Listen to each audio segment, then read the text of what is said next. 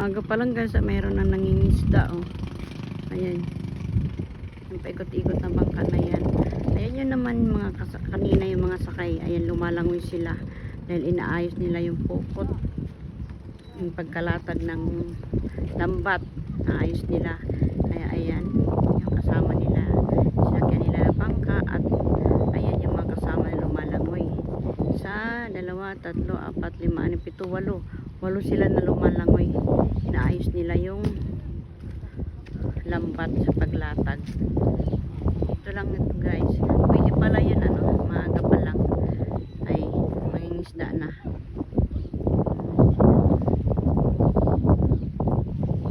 Nakasakay sila kanina dyan sa bangka. Nagulat ako, bigla na lang sila nagtalunan at nagsilangoy.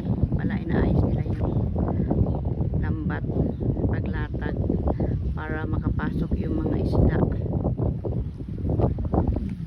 Ganun pala yun ano. So ayun pa yung isa pang bangka, meron